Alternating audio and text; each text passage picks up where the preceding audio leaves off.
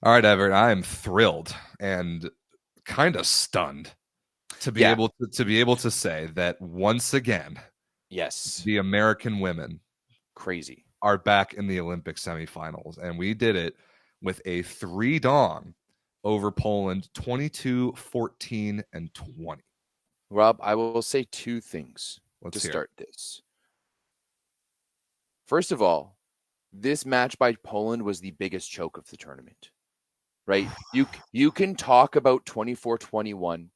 You can talk about anything. You can talk about Japan not making it out of pools.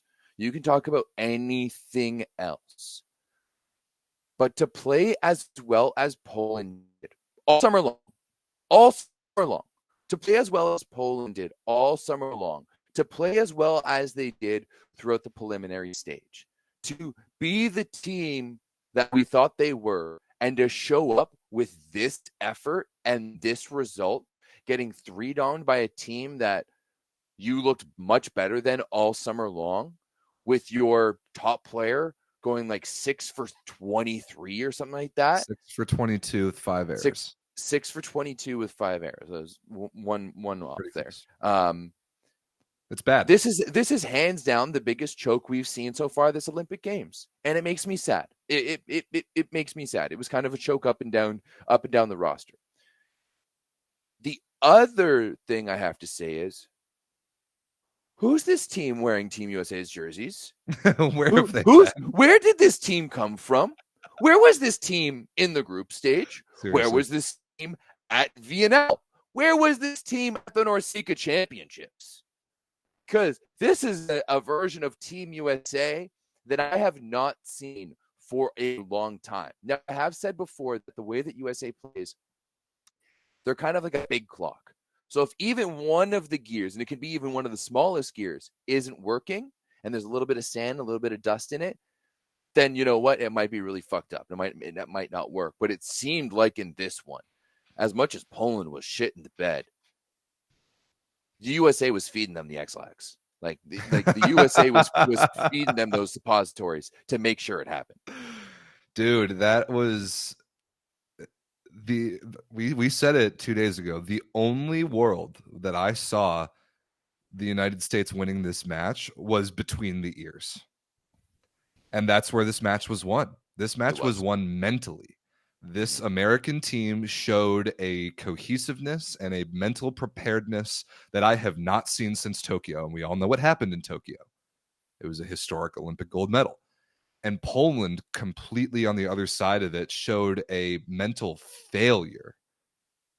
I don't even know if choke is the right word, Everett, because choke to me is like you have one little moment and you blow it. This was a meltdown. The duration of which was Chernobyl, perhaps. The duration of which was the entire 1 minute and 1 hour and 13 minutes of this match. Poland led 7-1 in the third set, and they lost by 5. This is bad, dude. And that was a team that was not mentally ready for the moment. And it's Poland's first Olympics, right? It's the team hadn't been there since 2008, and none of the players have been to the Olympics ever. It is look no further as for the mental effects of the Olympic Games than this Polish performance right here. And it's really a shame because I'm thrilled that the United States is going through. I'm very happily surprised, but I feel bad for Poland because of how good they have been the last, let's say 3 years, but the last 2 years especially, and including this summer. To end like that is just brutal. And there will be some serious soul searching done and a lot to figure out about how to better prepare mentally the next time they're in a situation like that. Because that was tough to watch. Even as I was rooting against them, it was still tough to watch. Yeah, it was, because team that we've really gotten to know and love over the last little bit, and they just weren't there at all in any phase. Martina Vukicic was their top scorer, going 9 for 23 offensively, but with 3 blocks. Agnieszka Konaluk, Lethal Barbie, was 5 for 12 offensively, but with 4 blocks. She was the best player because at least she anchored the blocking game. Like Poland's block was okay; they had 12. And you could just tell, like, mentally too, that she was there and that she was focused and in on it. As we mentioned before, Magdalena Stysiak was brutal.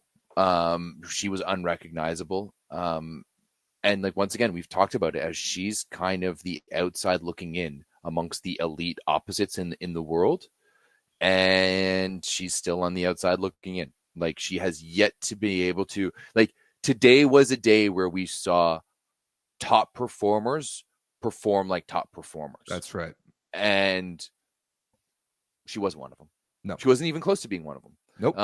And that's a bit of a letdown, because I like watching her play. Yeah, and so yeah, so was, some people have already talked. Some people in the Polish volleyball world who, I mean, you all should be pretty happy. Your men's team got rid of an ages-old curse, and the women haven't been here before, and the expectations were different. And obviously, this is disappointing. But I don't want to hear anybody blaming Joanna Wołosz for this loss. There was really nothing that she could have done. The serve reception was horrific, and none of her attackers were doing her any favors. This is the first and only time that Poland really got bit for only bringing 3 outside hitters to the tournament. I think Olivia Różański would have helped them in a big way here, because really all 3 of their left sides, Łukasik, Mędzik, and Czernianska, were all pretty much bad across the board. Not to mention Różański plays in Italy, right? Like, she plays with some of these best players. All those other ones, I'm pretty sure they all play in the Torrenliga, which isn't a top league yet. So yeah, it was a bit of a wild decision. And I know the Poles were in our chat, were telling us that, she's not there anymore, but I feel like she would have helped. She would have been a solid addition to that squad. But right. I mean, now nitpicking at this point.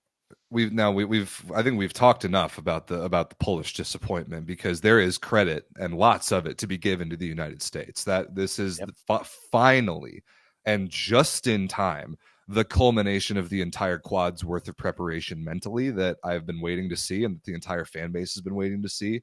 And we saw it today. That team was a well-oiled machine that was fun to watch together, that played confident, that played loose. I thought Catherine Plummer, although she wasn't overwhelmingly good statistically, especially not in the attacking game, her presence was enormously important. And the way that she played and the way that she conducted herself, even the way that she played defense, plus the serving and blocking, I was really reassured by. And it also worked out well that Avery Skinner early on was playing with a lot of confidence and was taking big rips in and out of system. And then when she started to fade away a little bit, Jordan Larson came in and played a solid role. She actually swung at an out-of-system ball late in the 3rd set and terminated it in a big moment. That was amazing to see. It was definitely Jordan Poulter's best match of the Olympics. Bro. It was probably Justine Wong-Orantes' best match of the Olympics, and she's been playing great. And my girl, Annie Drews, is having such an awesome tournament, and she to me is kind of like the perfect microcosm of the team. And when for some reason the Olympic Games brings the best out of her, and we're seeing it right now. I mean, we haven't seen Annie Drews for what it feels like 3 years, and then all of a sudden, and she's been playing in her peak form. I thought Avery Skinner really, especially early on, was dominant. The way that she was swinging on the ball aggressively was really refreshing for me. Like, you don't see that many outside hitters in the women's game who hit the ball as aggressively as she does. And she was also solid defensively, second on the team in digs with 10. But like Justine Wong-Orantes at 12, Avery Skinner with 10. So this is what I'm talking about, Rob, that, you just said it. Like, it's the clock that's working together perfectly. Yep. Where everyone is doing their part. And I thought that's what truly happened today.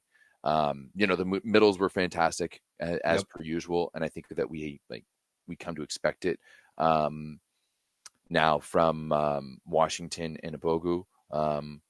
They didn't get, the middles and blocking in general. The USA didn't get blocked a lot, but they also touched, they didn't get tooled a lot and touched a lot of balls and slowed down a lot of balls. Right. That to me was the big difference in the game. And that's why you're seeing that USA dominated Poland in attacking wise, 44 kills to only 30 on Poland's side. Yeah. Poland's team efficiency was, I think, 129 as a team. But if you would have asked me who was the better offensive team heading into this one, Rob, I would have told you Poland all day. 100%. Right? Like, we talked about it yesterday or whenever we previewed this, that, almost player by player, we are going to prefer the Polish team, but the sum of the parts for the whole on Team USA was way bigger at the end of the day, especially this one, like up and down the roster to play. And like Proud you of said, you I for thought nailing that. Proud of you for nailing that line, by the way, buddy. yeah, I usually fuck it up, right? So that's good. But yeah, I thought Jordan Poulter was She fantastic. was terrific. She reminded me of 2021, 2022 Busto Arcesio Jordan Poulter. Ooh, good throwback. And that That's is a high compliment because she was awesome that season. she was awesome that year. And once again, it was a similar situation where they didn't necessarily have the firepower or the star power of the other teams, but using a few key players. And I forget who they had in the middle. I think they may have had Denesi at one point too. I don't I remember. I just remember Poulter, Gray, and Mingardi. Yeah, it was Poulter, Gray, McGuire. Anyways, doesn't matter. We're going too much into pro volleyball here. But yeah, this American team looked really, really good. And the best that I've seen them in a long, long time. And that was fun.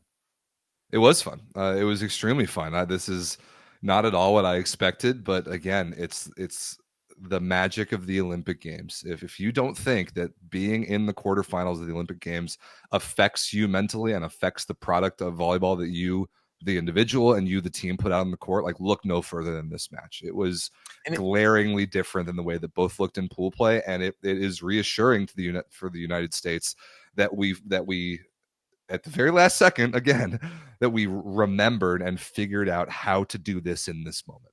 And no matter what happens for the rest of the tournament, because we've got 2 more matches guaranteed, I think that we will be more difficult to beat than a lot of people think because of the way that we clearly now have shown that we are prepared in these moments.